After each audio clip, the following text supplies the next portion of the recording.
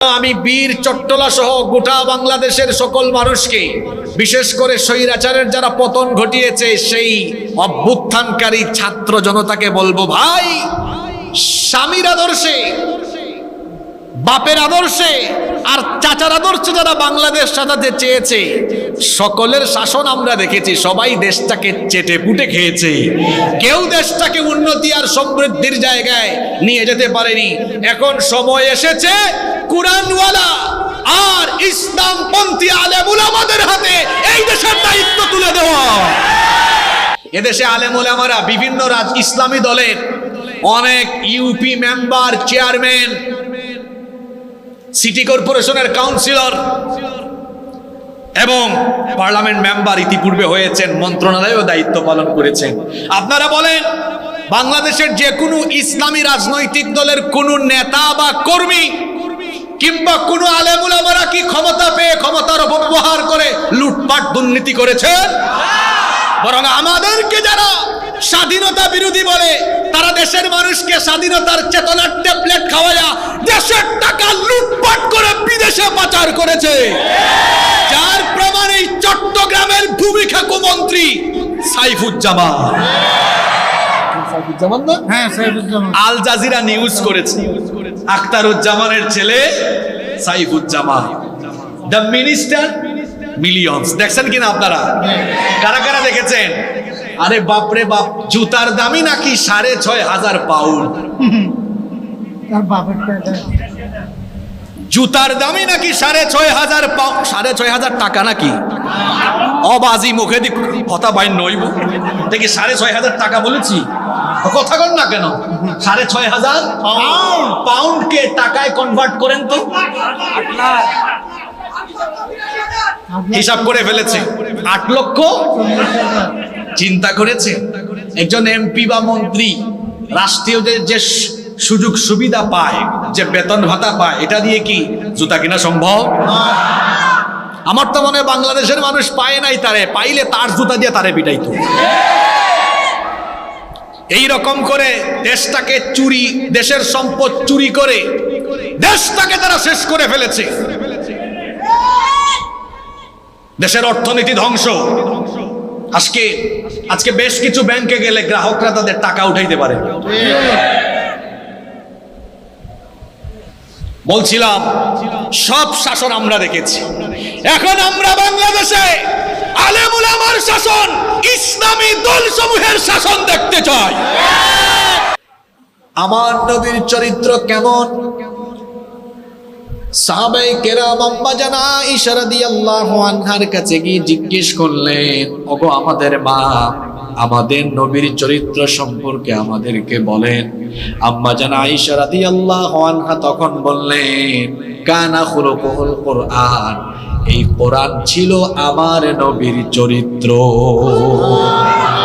এই কোরআনে আমার নবীর চরিত্র সম্পর্কে বলা হলো। রব্বুল আলামিন বললেন, ওয়া ইন্নাকা লাআলা খুলুকিন আযীম, আর নিশ্চয়ই আপনি নৈতিকতার মানদণ্ডে এক পুতু পবিত্র আদর্শের উপরে সুপ্রতিষ্ঠিত। সুবহানাল্লাহ। এখানে আল্লাহ তার নবীর চরিত্র বর্ণনায় তার নিজের একটি সিফাতি নাম, গুণবাচক নাম আল্লাহ ডেডিকেট করে দিয়েছেন। আযীম হচ্ছে আল্লাহর নাম। আযীম কার নাম? আরবিতে আযীম শব্দের অর্থ হলো,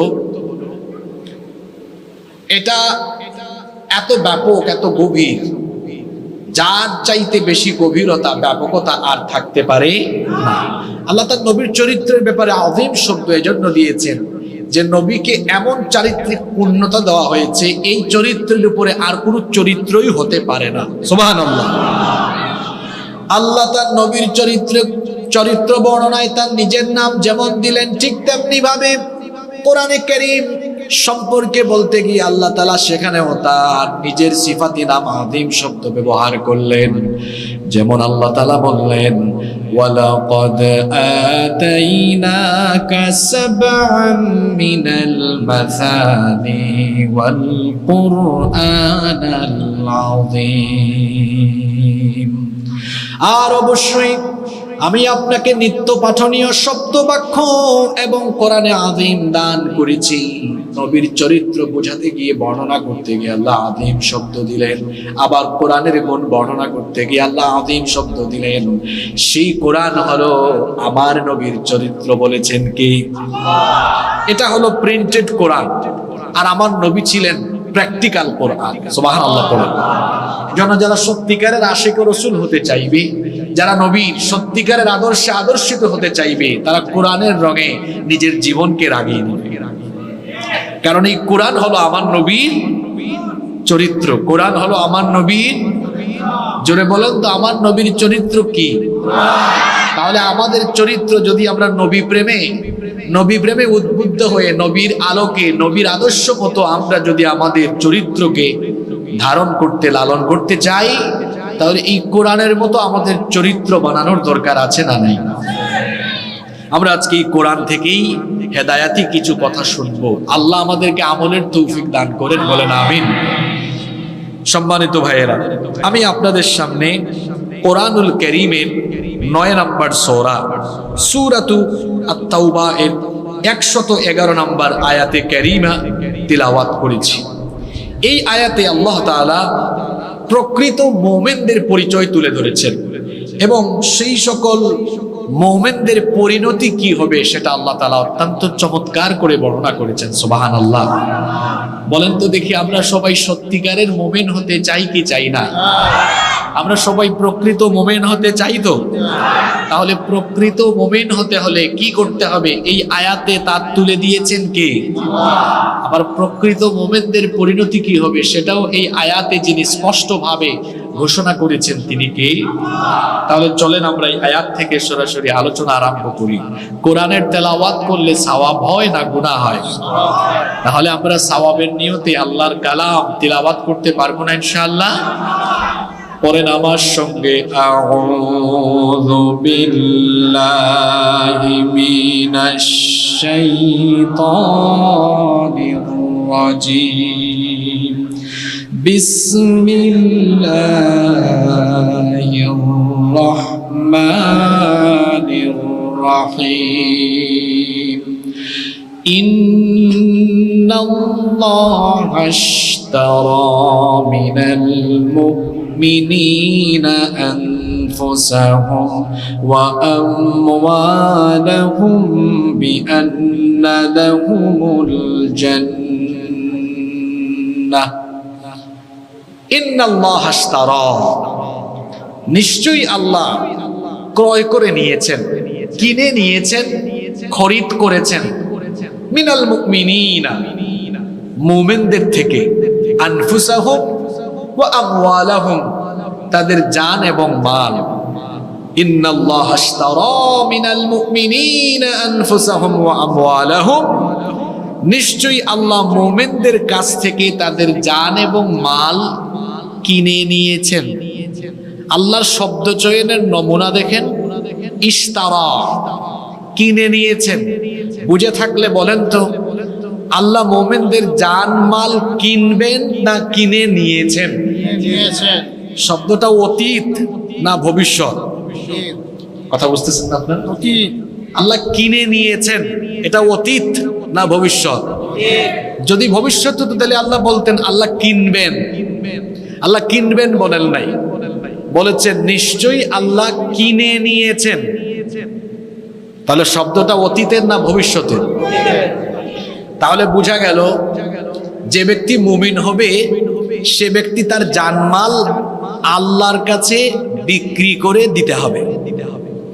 তার মানে ঈমানদার হওয়ার শর্তই হলো নিজের জান এবং মালকে আল্লাহর কাছে সুপর্দ করে দেওয়া, বিক্রি করে দেওয়া। যে ব্যক্তি নিজের জান এবং মালকে আল্লাহর কাছে বিক্রি করতে পারেনি সেই ব্যক্তি এখনো মুমিনের কাতারে আসতে পারে। প্রকৃত অর্থে বলেন তো, আমাদের জান এবং মালের আসল মালিক কে? আপনার জানের মালিক কি আপনি? আপনার জানের মালিক আপনি না বলেই আপনার অজান্তেই পেটে ব্যথা হয়, মাথা ব্যথা হয়, রোগবালাই হয়, আপনার অজান্তেই ঘুম চলে আসে, কারণ এই শরীরের উপরে আপনার নিয়ন্ত্রণ নাই। আপনার শরীরের উপরে নিয়ন্ত্রণ কার? আবার আপনার যে মাল আছে, সম্পদ আছে, এগুলোর প্রকৃত মালিক আপনি নন। যদি সত্যিকারের মালিক আপনি হতেন তাহলে কেউ আপনাকে ফকির বানাতে পারতো না। আপনি সম্পদের মালিক নন বলে আল্লাহ চাইলে সকালবেলার সম্পদশালীকে বিকেলবেলার নিঃস্ব অসহায় ফকির করে দিতে পারেন কি পারেন না? তাহলে জান এবং মালের আসল মালিক কে? আল্লাহ। তাহলে জান মালের আসল মালিক আল্লাহ। আবার আল্লাহ বলতেছেন আল্লাহ সেটা কিনে নিবেন। বিষয়টা কি? বিষয়টা হলো এই, আসলে জান এবং মাল আল্লাহ তাআলা দুনিয়ার ক্ষণস্থায়ী কিছু সময়ের জন্য আমাদের কাছে আল্লাহ এটা আমানত রেখেছেন, আর আমাদেরকে ফ্রিডম অফ চয়েস দিয়েছেন, অর্থাৎ আমাদের ইচ্ছার স্বাধীনতা দিয়েছেন। আমরা চাইলে এই জানমালকে আল্লাহর পথেও ব্যবহার করতে পারবো, আবার চাইলে জান এবং মালকে আল্লাহর নাফরমানের পথেও ব্যবহার করতে পারবো। এখানে ফ্রিডম অফ চয়েস দেওয়া হয়েছে, অর্থাৎ ইচ্ছার স্বাধীনতা আমাদেরকে দেওয়া হয়েছে।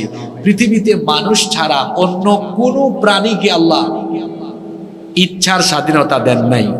সূর্য কি চাইলেই আগামীকাল উত্তর দিক থেকে উঠতে পারবে?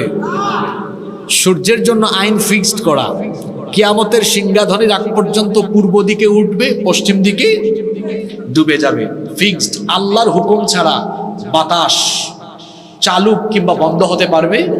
আল্লাহর হুকুমে সব চলে, আর সবাই আল্লাহর আইন মানতে বাধ্য। শুধুমাত্র মানুষকে আল্লাহ তার আইন মানতে বাধ্য করেননি।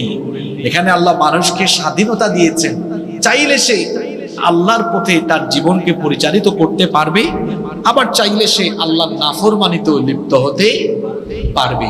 ফ্রিডম অফ চয়েস দেওয়া হয়েছে। এখন ওই চয়েস পাওয়ার পরে, ইচ্ছার স্বাধীনতা পাওয়ার পরেও যারা মহান রবকে চিনে, মহান রবের আনুগত্য পোষণ করে নিজের জান এবং মালকে আল্লাহর কাছে যারা সুপর্দ করে দেয়, আল্লাহ বলেছেন এরাই হলো সত্যিকারের মুমিন। সুবহানাল্লাহ। এরকম মুমিন হতে চাই কি চাই না? যারা তাদের জান এবং মালকে আল্লাহর কাছে বিক্রি করে দেয়, আল্লাহর সন্তুষ্টির উদ্দেশ্যে যারা নিজেদেরকে আল্লাহর কাছে বিক্রি করে দেয়, তারা আল্লাহর প্রিয় বান্দা, এবং এরাই হলো সত্যিকারের মুমিন। আল্লাহ তাআলা সেই সকল বান্দাদের প্রতি হয়ে যান স্নেহপরায়ণ।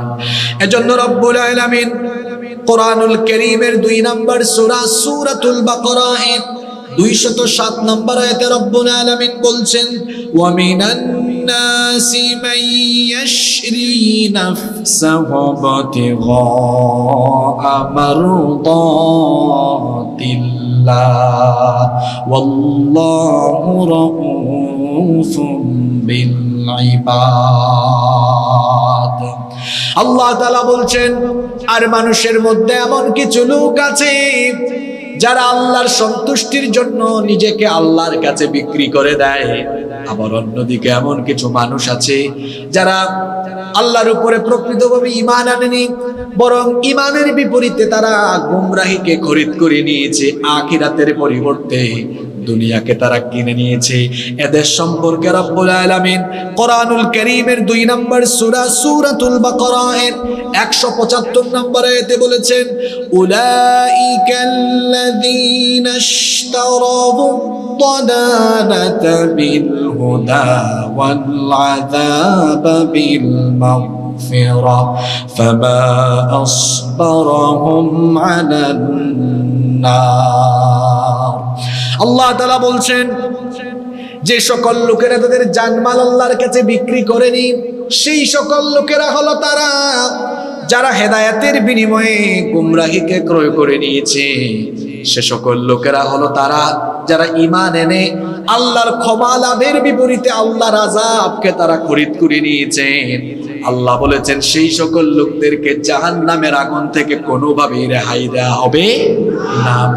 রব্বুল আলামিন কোরআনুল কারীমের 2 নম্বর সূরা সূরাতুল বাকারা 86 নম্বর আয়াতে আরো চমৎকার করে বলছেন, উলাইকাল্লাযীনা ইশতারাবুল হায়াতাদ দুনিয়া বিল আখিরা ফালা ইউখাফফাফু আনহুমুল আযাবু ওয়ালা হুম ইউনসারুন। যারা তাদের জান এবং মালকে আল্লাহর কাছে বিক্রি করে দিতে পারেনি, সেই সকল লোকেরা হলো তারা যারা আখিরাতের বিনিময়ে দুনিয়ার জীবনকে ক্রয় করে নিয়েছে। এরা আখিরাতের চাইতে দুনিয়ার জীবনকে বেশি প্রাধান্য দিয়েছে। এরা তাদের জান আর মাল দুনিয়ার মোহে, দুনিয়ার লোভে, দুনিয়াবি স্বার্থে এগুলো তারা জান এবং মালকে তারা পরিচালিত করছে। কিন্তু সত্যিকারের মুমিন যারা জান এবং মালকে আল্লাহর কাছে বিক্রি করে দেয় তারা। আর সত্যিকারের মুমিন হতে হলে জান এবং মালকে বিক্রি করে দিতে হবে যার কাছে, তিনি কি? এজন্য আল্লাহ সূরা তাওবার 111 নম্বর আয়াতের শুরুতেই বললেন, ইন্নাল্লাহা আশতারা মিনাল মুমিনিনা আনফুসাহুম ওয়া আমওয়ালাহুম বিআন্না লাহুমুল জান্নাহ। নিশ্চয়ই মুমিনদের কাছ থেকে আল্লাহ তাদের জান এবং মালকে খরিদ করে নিয়েছেন। আপনারা বলেন তো, চট্টগ্রামের মানুষ কারো কাছ থেকে কোনো জিনিস কিনলে বিনিময় দিতে হয় কি হয় না? আমি পিছন থেকে কোনো আওয়াজ পাচ্ছি না। কারো কাছ থেকে কোনো জিনিস ক্রয় করলে বিনিময় দিতে হয় কি হয় না? আমাদের বাংলাদেশে বিনিময় এর মাধ্যম হলো মুদ্রা, যেটাকে আমরা টাকা বলি। আপনি ফোন কোথাও থেকে কিনলে, ক্রয় করলে বিনিময় হিসাবে কি পেইড করবেন? টাকা, মানি পেইড করবেন। এখন বান্দা তার জান এবং মাল যে আল্লাহর কাছে দিয়ে দিচ্ছে, বিক্রি করে দিচ্ছে, আল্লাহ এটা ক্রয় করছেন, আল্লাহ কি বিনিময় দিবেন না? আচ্ছা বলেন তো, আমার আপনার বিনিময়ের মতো, দুনিয়ার বিনিময়ের মতো কি আল্লাহর বিনিময় হবে? আল্লাহর বিনিময় তার চাইতে আরো অধিক উত্তম হবে কি হবে না? আল্লাহ এবার বলছেন, শোনো, তোমাদের জান এবং মালকে কিনে নেওয়ার পরে বিনিময় হিসেবে তোমাদেরকে কি দিব? বিআন্না লাহুমুল জান্নাহ, ওই মুমিনদের জন্য আমি জান্নাত দান করে দিব। তাহলে বলেন, আল্লাহ মুমিনদের কিনে নিয়েছেন কয়টা জিনিস? আওয়াজ তো হয় না। কয়টা জিনিস? এক, বলেন। এক, জান। দুই, এই জান আর মাল হলো পণ্য। আল্লাহ তাআলা এই আয়াতে আল্লাহর উপরে বান্দার ঈমানকে এটা ব্যবসায়িক চুক্তির মতো করে একটা তুলনা করেছেন বা উপমা পেশ করেছেন। ব্যবসায় যেমন ক্রেতা বিক্রেতার পণ্য বিনিময় থাকে, এখানে আল্লাহ আর বান্দার ঈমানের সম্পর্কটাকে আল্লাহ তাআলা ব্যবসায়িক চুক্তির ওই সম্পর্কের সাথে তুলনা করলেন বা উপমা এভাবেই আল্লাহ পেশ করলেন, যেখানে বিক্রেতা বান্দা আর ক্রেতা হচ্ছেন স্বয়ং আল্লাহ। আরো আসতে বলেন সুবহানাল্লাহ। যেখানে বিক্রেতা হলো বান্দা আর ক্রেতা হলেন আল্লাহ। পণ্য হলো বান্দার জান আর মাল, বিনিময় হলো আল্লাহর জান্নাত। সুবহানাল্লাহ। এই যে বান্দা তার জান মাল আল্লাহর কাছে বিক্রি করে দিচ্ছে, এই যে আল্লাহর সাথে বান্দার ঈমানের সম্পর্ক এটা যেন একটা ব্যবসায়িক সম্পর্কের মতো। কোরআন বুঝার একটা মজা হলো, কোরআনের এক আয়াতের তাফসীর অন্য আয়াতে পাওয়া যায়। সুবহানাল্লাহ। বান্দার সাথে আল্লাহর এই যে কেনা বেচার এই সওদা, কেনা বেচার এই সম্পর্ককে আল্লাহ অন্য সূরার অন্য আয়াতে বলেছেন এটা আল্লাহর আর বান্দার বরকতময় ব্যবসা। কোরআনে কারীমের 61 নম্বর সূরা, সূরাতুস সাফের 10 নম্বর আয়াতে আল্লাহ তাআলা আল্লাহর সাথে বান্দার এই জান মাল কেনা বেচার সম্পর্ককে বরকতময় ব্যবসা বলে অভিহিত করলেন। আল্লাহ তাআলা বললেন, ইয়া আইয়ুহাল্লাযীনা আমানু হাল আদুল্লুকুম আলা তিজারাতিন তুনজিকুম মিন আযাবিন আলীম। আল্লাহ তাআলা বললেন, ইয়া আইয়ুহাল্লাযীনা আমানু, হে ঈমানদারেরা। আমরা ঈমানদার না বেঈমান? এটাও জোরে বলতে পারলেন না। আমরা ঈমানদার না বেঈমান? আল্লাহ আপনি সাক্ষী থাকেন, আমরা ঈমানের ঘোষণা দিয়েছি, আপনি আমাদের ঈমানকে কবুল করে নেন, বলেন আমিন। আল্লাহ এখানে আমাদেরকে লক্ষ্য করে বলছেন, হে ঈমানদারেরা, হাল আদুল্লুকুম আলা তিজারা, আমি কি তোমাদেরকে এমন একটি ব্যবসার সন্ধান দেব না যেই ব্যবসা করলে পরে তুনজিকুম মিন আযাবিন আলীম, এই ব্যবসার কারণে রব্বুল আলামিন কিয়ামতে আখিরাতে তোমাদেরকে কঠিন আযাব থেকে বাঁচিয়ে দিবে। আমরা আল্লাহর কাছে জানতে চাইলাম, আল্লাহ সেই ব্যবসাটা কি চালের ব্যবসা না গমের ব্যবসা, পেঁয়াজের ব্যবসা না হার্ডওয়্যারের ব্যবসা? আল্লাহ এবার বলছেন, বান্দারে শোন, আমার সঙ্গে তোর ব্যবসাটা হবে কিসে? এবার ব্যবসায়িক সেই পদ্ধতির কথা শোনান। আল্লাহ তাআলা বলছেন ব্যবসাটা হলো এই রকম, তুমিনুনা বিল্লাহি ওয়া রাসূলিহি ওয়া তুজাহিদুনা ফি সাবিলিল্লাহি বিআমওয়ালিকুম ওয়া أنفسكم ذلكم خير لكم إن كنتم تعلمون। আল্লাহ তাআলা বলছেন সেই ব্যবসা হলো তোমরা আল্লাহ আর তার রাসূলের উপর ঈমান আনয়ন করবে, এরপরে তোমরা তোমাদের জান এবং মাল দিয়ে আল্লাহর পথে জিহাদ করবে। এই জান আর মাল যদি আল্লাহর রাহে দিতে পারো তাহলে এটা হবে তোমাদের উত্তম ব্যবসা। যালিকুম খায়রুল লাকুম ইন কুনতুম তা'লামুন,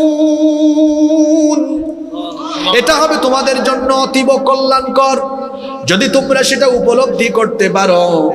আল্লাহ বলছেন, বান্দারে তুমি যদি তোমার জান আর মাল আমার প্রতি উৎসর্গ করে দিয়ে সত্যিকারের মুমিন হয়ে যদি এই বরকতময় ব্যবসাটি করতে পারো তাহলে আমি তোমাকে 3টি পুরস্কার দান করব।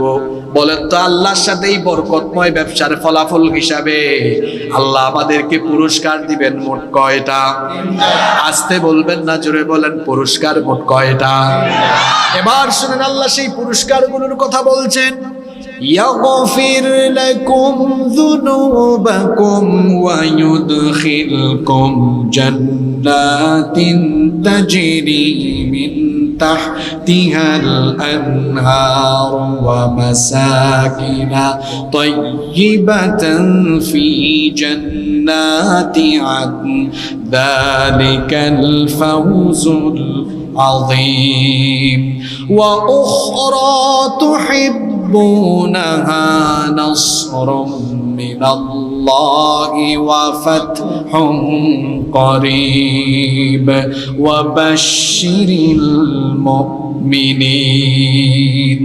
আল্লাহ তাআলা বলছেন, বান্দারে আমার সাথে তুমি যদি এই বরকতময় ব্যবসা করতে পারো যে 3টি পুরস্কার আমি তোমাকে দিব সেটি হলো, 1 নাম্বার ইয়াগফির লাকুম যুনুবাকুম, তোমার জীবনের যত গুনাহ আছে সকল গুনাহ আমি মাফ করে দিব। 2 নাম্বার পুরস্কার হলো ওয়ায়ুদখিলকুম জান্নাতিন তাজরি মিন তাহতিহাল আনহার ওয়া মাসাকিনা তাইয়িবাতান ফি জান্নাতি আদন যালিকাল ফাওজুল আযীম। 2 নম্বর পুরস্কার হলো ক্ষমা করার পরে আমি তোমাকে আমার এমন জান্নাতে প্রবেশ করাবো যেই জান্নাতের তলদেশ দিয়ে ঝরনা ধারা বহমান হয়েছে, চিরস্থায়ী আবাস হিসাবে যে জান্নাত অতি উত্তম, সেই জান্নাতের মেহমান আমি তোমাকে বানিয়ে দিব। 3 নাম্বার পুরস্কার হলো এই যে তুমি তোমার জান আর মাল আমার পথে দিয়ে আমার পথে লড়াই করবে। তোমার লড়াই করার উদ্দেশ্য আমার জমিনে যেন আমার দিন কায়েম হয়ে যায়, কোরআনের রাজ কায়েম হয়ে যায়।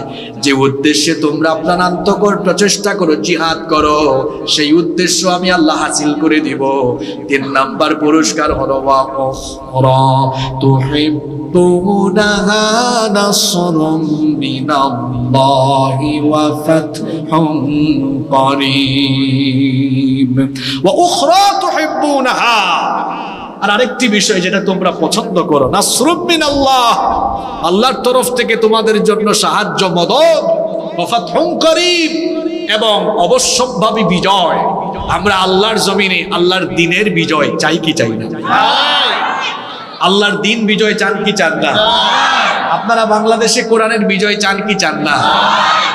মাইকের আওয়াজ যত দূরে যাচ্ছে, মা বোনরা সহ সবাইকে বলবো, এদেশ স্বাধীন হওয়ার পরে 50 বছর চলে গেল, আপনারা এই দেশে বাবার শাসন দেখেছেন, স্বামীর শাসন দেখেছেন, চাচার শাসনও দেখেছেন। কথা বুঝতে পেরেছে? কেউ বাবার আদর্শে রাজনীতি করে বাবার আদর্শে দেশ সাজাতে চেয়েছে, কেউ বা তার স্বামীর আদর্শে রাজনীতি করে স্বামীর আদর্শে দেশ সাজাতে শিখেছে।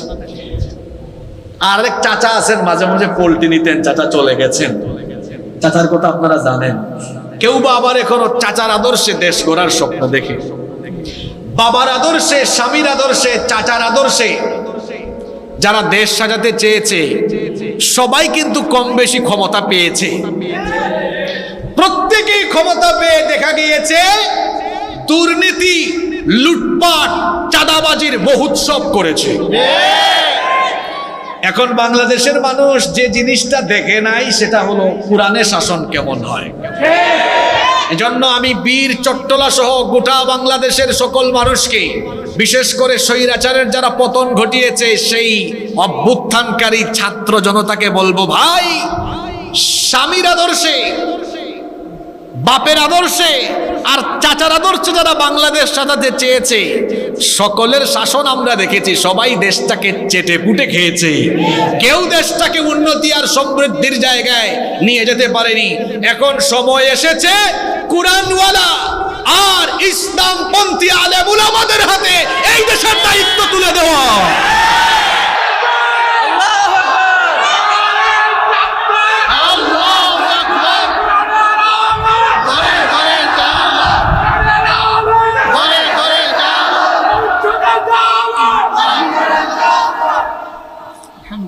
আপনারা কোরআনের শাসন চান তো?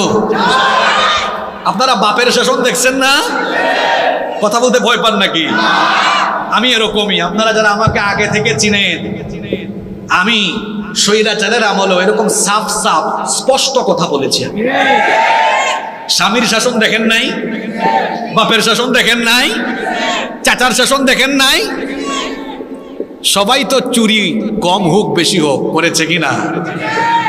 এদেশে আলেম ওলামারা, বিভিন্ন ইসলামী দলের অনেক ইউপি মেম্বার, চেয়ারম্যান, সিটি কর্পোরেশনের কাউন্সিলর এবং পার্লামেন্ট মেম্বার ইতিপূর্বে হয়েছেন, মন্ত্রণালয়েও দায়িত্ব পালন করেছেন।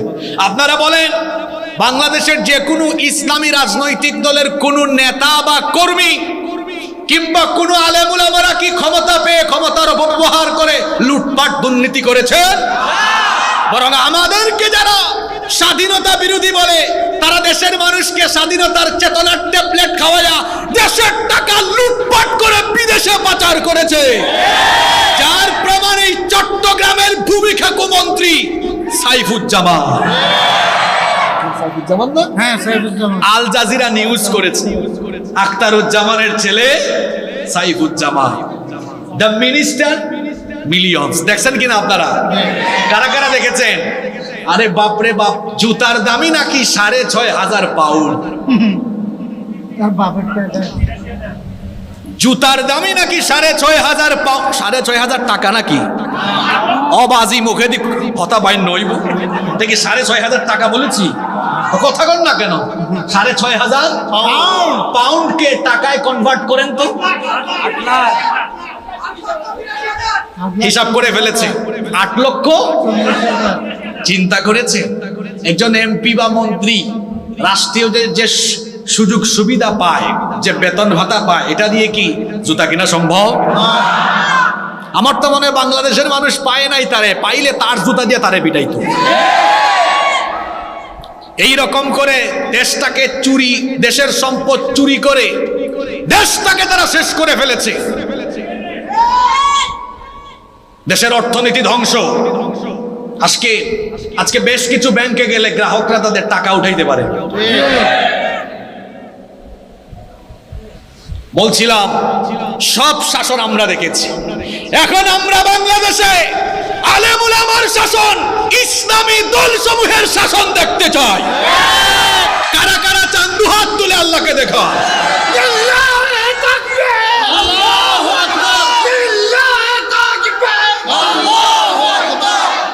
এখন এটা পেতে হলে আল্লাহ আয়াতে পেতে হলে কি করতে হবে বলেছেন এমন মুমিন হতে হবে জান আর মাল দিয়ে লড়াই করতে হবে আল্লাহর জমিনে আল্লাহর দ্বীন কায়েমের জন্য। পারবেন তো ইনশাআল্লাহ? জানমাল দিয়ে দিব কার পথে? জোরে বলেন, কার পথে? এটা দিলে কি হবে? আল্লাহ বলেছেন 3 নাম্বার পুরস্কার যেটা চেয়েছো ওইটাও দিয়ে দিব। তোমাদের স্বপ্নের বাস্তবায়ন ঘটিয়ে প্রতি ইঞ্চি জমির উপরে আমি কোরআনের রাজ কায়েম করে দিব। আল্লাহু আকবার। তাহলে এই বরকতময় ব্যবসা করতে রাজি আছেন তো? এটাকে আল্লাহ বলেছেন বরকতময় ব্যবসা। কিছু মানুষ আছে না, জানমাল দ্বীন কায়েমের জন্য নয়, তার শরীরের শক্তিও যায় তথাকথিত নেতার চামচামি করতে করতে, আমার ভাই তোমার ভাই। আর দেখবেন আরেকজনের শুভেচ্ছা সে জানায়। বুঝেন না এই কথা আমার? তার ছবি দিয়া নিচে দিয়া অনেকগুলা ছবি, অমুক ভাইয়ের তরফ থেকে আমরা সবাই শুভেচ্ছা জানাইলাম। তোমার এই চামচামি করতে কে বলেছে? এরপরে রাস্তায় বের হয়ে স্লোগান, আমার ভাই তোমার ভাই, অমুক ভাই তমুক ভাই। প্রিয় অভিভাবক, এটা তো আছেই আস্থার শেষ ঠিকানা। এই যে মিছিল মিটিং, এত ঘাম ঝরছে, মারও খাচ্ছে রাজপথে, এত রক্ত দেয়, এত শক্তি খরচ করে, বলেন সেটা কি কোরআনের জন্য, ইসলামের জন্য? জোরে বলেন। আল্লাহ বলছেন যারা তাদের জীবন, জান এবং মালকে কোরআনের পথে, ইসলামের পথে না দিয়ে অন্য পথে খরচ করছে, এরা মন্দা ব্যবসা করছে। এদের ব্যবসা মন্দা, এদের ব্যবসা। আর অন্যদিকে আমরা যারা জানমাল আল্লাহকে দিয়ে দিয়েছি, আল্লাহর পথে আছি, আল্লাহ বলেছেন তোমরা বরকতময় ব্যবসা করছো। সুবহানাল্লাহ। আচ্ছা, ওদের ব্যবসা যে মন্দা এই কথা কোরআনে নাই তো? জি আছে। কোথায় আছে শোনেন, কোরআনুল কারীমের 2 নম্বর সূরা, সূরাতুল বাকারা এর 16 নম্বর আয়াতে আল্লাহ তাআলা বলছেন, উলাইকাল্লাযীনা ইশতারাবুদ-দালালাতা বিল-হুদা ফামা রাবিহাত তিজারাতুহুম ওয়া মা কানু মুহতাদিন। আল্লাহ তাআলা বলছেন আর যারা জানমাল আমার কাছে বিক্রি করে দিয়ে ঈমানদার হতে পারেনি, এরা হেদায়েতের পরিবর্তে দালালাত, ভ্রষ্টতা ক্রয় করে নিয়েছে। ফামা রাবিহাত তিজারাতুহুম, এদের এই ব্যবসা লাভজনক হয়। ওয়া মা কানু মুহতাদিন, এবং এরা হেদায়েত প্রাপ্ত হতে পারে। তাহলে যারা নিজের শরীরের শক্তি, নিজের জানমাল কোরআনের বিপরীতে খরচ করে, কান খাড়া করে এই আয়াত তারা শুনুক। আল্লাহ বলেছেন এরা এখনো হেদায়াতের ধারে কাছেও আসতে পারে। আমরা সবাই সত্যিকারের মুমিন হতে চাই কি চাই? তাহলে জানমাল বিক্রি করতে হবে কার কাছে? এখন আসেন তো, বিক্রি করা বলতে আপনারা কি বুঝেন? মনে করেন এই ফোন আপনারা শুনতেছেন তো, গভীর কথাবার্তা শুরু হয়েছে, কান লাগান। এই ফোন মনে করেন আমার ভাইয়ের ছিল, তিনি আমার কাছে বিক্রি করে দিলেন। এখন বিক্রি করার পরে এই ফোন কি তিনি আর তার মতো ব্যবহার করতে পারবেন, নাকি আমার মতো ব্যবহার হবে? আমার মতো ব্যবহার হবে। এখন আপনি আমি যদি আমার জান আর মাল আল্লাহর কাছে বিক্রি করে দিই, তাহলে এই জান মাল কি আমাদের নিজের ইচ্ছায় পরিচালিত হবে না আল্লাহর ইচ্ছায়? কথা বুঝতে হবে। আপনি জানমাল আল্লাহর কাছে বিক্রি করে দিলে তখন আপনাকে এই ফিলিংস ধারণ করতে হবে, আমার জান, আমার শক্তি সামর্থ্যের সবটুকু আল্লাহর জন্য, রসুলের জন্য। আমার মাল সম্পদ সব খরচ হবে শুধুমাত্র দ্বীন কায়েমের উদ্দেশ্যে। এই রকম করে যদি আমি আমার জান আর মালকে আল্লাহর কাছে বিক্রি করে দিতে পারি, তাহলে ফলাফল কি হবে? আল্লাহ বলেছেন বিআন্না লাহুমুল জান্নাহ, তোমাদের জন্য রেখেছি জান্নাত। এবার জান্নাতের ধরনটা কেমন, জান্নাতটা কেমন, আর আমাদের মাল সম্পদ কেমন বুঝাই আমি আপনাদেরকে।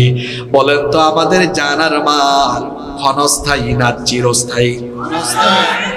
বলেন, জান মাল ক্ষণস্থায়ী না চিরস্থায়ী? এবার বলেন তো দেখি, জান্নাত ক্ষণস্থায়ী না চিরস্থায়ী? যে ব্যক্তি জান্নাতে যাবে, খালিদিনা ফিহা আবাদা,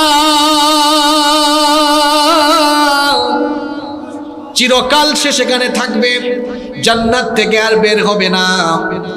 তাহলে সম্পদ এবং মাল মাল সম্পদ জান হলো ক্ষণস্থায়ী, কিন্তু বিপরীতে জান্নাত হলো চিরস্থায়ী। আমরা যদি আমাদের দুনিয়ার ক্ষণস্থায়ী জান আর মাল আল্লাহর কাছে বিক্রি করে দিতে পারি, রব্বুল আলামিন বলছেন বিনিময়ে বান্দা আমি তোমাকে আমার চিরস্থায়ী জান্নাতের মালিক বানিয়ে দিব।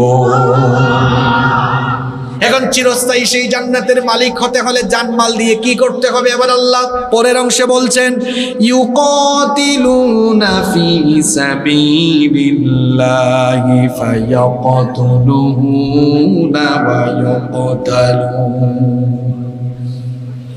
সেই চিরস্থায়ী জান্নাতের মালিক হতে হলে ক্ষণস্থায়ী জান আর মাল দিয়ে ইউকাতিলুনা ফি সাবিলিল্লাহ, সেই সকল মুমিনেরা লড়াই করবে কার পথে? ঈমানদার যারা আল্লাহর পথে লড়াই করে তারা। এজন্য আল্লাহ তাআলা কোরআনুল কারীমের 4 নম্বর সূরা সূরাতুন নিসা এর 76 নম্বর আয়াতে বলেছেন আল্লাযীনা আমানু ইউকাতিলুনা ফি সাবিলিল্লাহ। যারা ঈমানদার তারা আল্লাহর পথে লড়াই করে। ঈমানদার যারা আল্লাহর পথে লড়াই করে তারা, আর আল্লাহর পথে লড়াই করে যারা, আল্লাহর পছন্দের বান্দা হলো তারা। সুবহানাল্লাহ। এজন্য আল্লাহ তাআলা কোরআনে কারীমের 61 নম্বর সূরা সূরাতুস সাফের 4 নম্বর আয়াতে বলেছেন ইন্নাল্লাহা ইউহিব্বুল্লাযীনা ইউকাতিলুনা ফি সাবিলিহি সাফফান কাআন্নাহুম বুনয়ানুম মারসুস।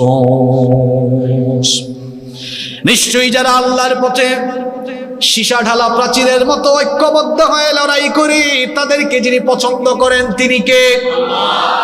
তাহলে ঈমানদার যারা আল্লাহর পথে লড়াই করে তারা, আল্লাহর পথে লড়াই করে যারা, আল্লাহর পছন্দের বান্দা হলো তারা। আমরা আল্লাহর পছন্দের বান্দা হতে চাই কি চাই না? তাহলে আমরা লড়াই করব নেতা নেত্রীর পথে না আল্লাহর দ্বীন কায়েমের পথে? আল্লাহ বলতেন ঈমানদারেরা আমার পথে লড়াই করে, আর আরেক শ্রেণীর মানুষ আছে যারা লড়াই করে তাগুতের পথে। ওয়াল্লাযীনা কাফারু ইউকাতিলুনা ফি সাবিলিত তাগুত। আর যারা নাফরমান, যারা আল্লাহর সাথে নাফরমানি করে কুফরি করে, তারা তাগুতের পথে লড়াই করে। বলেন তো ঈমানহীন বেঈমান যারা, তারা লড়াই করে কার পথে? জোরে বলেন কার পথে? তাগুতের পথে। কার পথে? আমরা ঈমানদাররা লড়াই করি কার পথে? আর যারা জানমাল আল্লাহর কাছে বিক্রি করে নাই তারা লড়াই করে কার পথে? এখন প্রশ্ন হলো তাগুত কারা? আল্লাহর জমিনে কুরআনের আইনের বিপরীতে অবস্থান নেয় যারা, তাগুত হলো তারা। যেমন ফেরাউন আল্লাহর আইনের বিপরীতে ছিল, এজন্য আল্লাহ মুসা নবীকে বলেছেন ইযহাব ইলা ফিরাউন ইন্নাহু তাগা। মুসা ফেরাউনের কাছে যান, কারণ সে তাগা, সীমা লঙ্ঘনকারী তাগুত, তার কাছে আপনি যান। তাহলে বোঝা গেল আল্লাহর আইনের বিপরীতে, আল্লাহর আইনের বিপরীতে যে কোনো আইনের বাস্তবায়ন, যে কোনো আইনের কায়েম ঘটাতে চায় যারা, তাগুত হলো এই রকম। তাগুত অবশ্য আমার সমাজে এবং দেশে নাই। এখন শুনেন গো ভাই, এখন কিন্তু কথা গিয়ে আপনার দিলের মধ্যে হিট করবে, জবাব দেওয়া লাগবে না, শুধু নিজের বিবেককে এখন প্রশ্ন করবেন।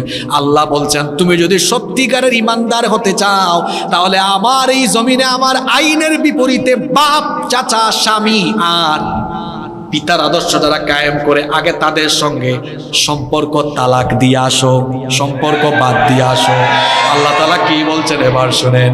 ঈমান এটা এত সহজ বিষয় না। আল্লাহ বলছেন আগে ওই তাগুতের সাথে সম্পর্ক তালাক দাও, এটা বয়কট করো, কাট আপ করো। আল্লাহ কি বলছেন শুনেন, ফামান ইয়াকফুর বিত-তাগুত ওয়া ইউমিন বিল্লাহি ফাকাদ ইসতামসাকা বিল উরওয়াতিল ওয়াসকা লা ইনফিসামা লাহা ওয়াল্লাহু সামিউন আলীম। আল্লাহ তাআলা বলছেন, যে ব্যক্তি তাগুতের সাথে সম্পর্ক কাটাপ করে, তাগুতকে অস্বীকার করে, তাগুতের সাথে কুফরি করে এবং এরপরে আল্লাহর উপরে ঈমান আনে, সে এমন এক মজবুত রশি ধারণ করলো যা কখনো ছিন্ন হবার নয়। আর তাগুতের সাথে সম্পর্ক ছিন্ন করে জানমাল আল্লাহর কাছে বিক্রি করে দিয়ে ঈমানদার হয় যারা, কোরআনে আল্লাহ বলেছেন আল্লাহর ওলি হলো তারা। আপনাদেরকে এদেশের কিছু মাজার পূজারি শিখিয়েছে, পীর হতে গেলে মাজার লাগবে, খানকা লাগবে। আর আল্লাহ শিখিয়েছেন আল্লাহর ওলি হতে হলে কি করা লাগবে। দেখেন এর পরের আয়াত, আল্লাহ বলছেন আমার ওলি হতে হলে তাগুতের সাথে সম্পর্ক কাটাপ করে আসতে হবে। যদি আসতে পারো তাহলে কি হবে?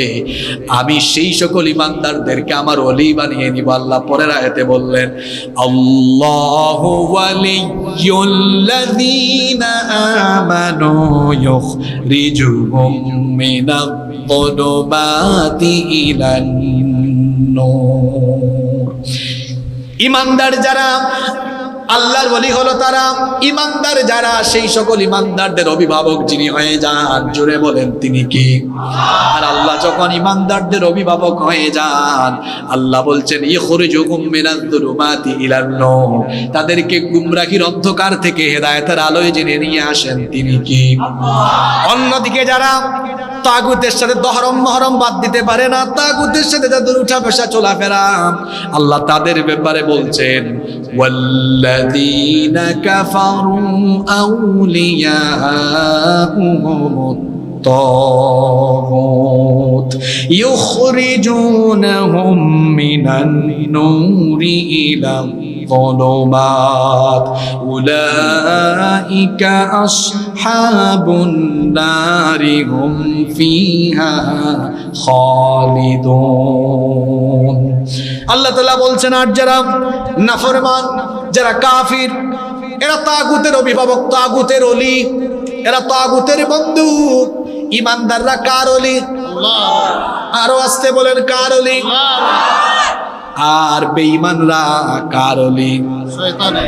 তাগুতের ওলি বা শয়তানের ওলি। এখন বলেন তো আমরা কার ওলি হতে চাই? আল্লাহ। আল্লাহর ওলি যদি হতে চান তাহলে আল্লাহ বলেছেন ইউকাতিলুনা ফি সাবিলিল্লাহ, জান মাল দিয়ে আল্লাহর পথে লড়াই করো।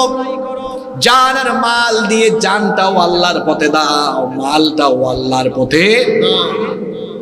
আমার দিকে তাকান, খুব ডেঞ্জারাস সেনসিটিভ একটি আয়াত এখন তেলাওয়াত করুন। যারা জান এবং মালকে তাগুতি পথে খরচ করছেন ভাইয়েরা, তাগুত মানে কি একটু আগেই বলেছি, একেবারে সংক্ষিপ্ত পরিচয় হলো কোরআনের বিপরীতে অন্য আইন বাস্তবায়ন করতে চায় যারা, তাগুত হলো সেই আইনের বাস্তবায়নে গিয়ে অমুকের আদর্শে আদর্শিত, তমুকের আদর্শে আদর্শিত, অমুকের সৈনিক তমুকের সৈনিক হচ্ছেন, অমুকের সৈনিক তমুকের সৈনিক হয়ে স্লোগান দিচ্ছেন আমার ভাইয়ের চরিত্র ফুলের মতো পবিত্র, যার জন্য স্লোগান দেয় সে নামাজ পড়ে না এক ওয়াক্ত, সে গাঁজা খায় 5 ওয়াক্ত, শয়তানের ভক্ত, জাহান্নামের তক্ত। এই যে অমুক তমুকের আদর্শের অনুসারী হলো, আহারে কিয়ামতের দিন 2টা হাত কামড়াবে, কামড়ায় কামড়ায় আফসোস করে কি বলবে, এই কথাগুলো আমার না, ওপেন কথাবার্তা, একটা কথাও গোপন নাই। যারা অমুক তমুকের আদর্শে আদর্শিত হয়ে অমুক নেতা তমুক নেতার চামচামি করে, আল্লাহর কোরআনের আয়াতগুলো শুনে। কোরআনে কারীমের 25 নম্বর সূরা ফুরকানের 27 নম্বর আয়াত আল্লাহ বলছেন وَيَوْمَ يَعَضُّ الظَّالِمُ عَلَى يَدَيْهِ يَقُولُ يَا لَيْتَنِي اتَّخَذْتُ مَعَ الرَّسُولِ سَبِيلًا।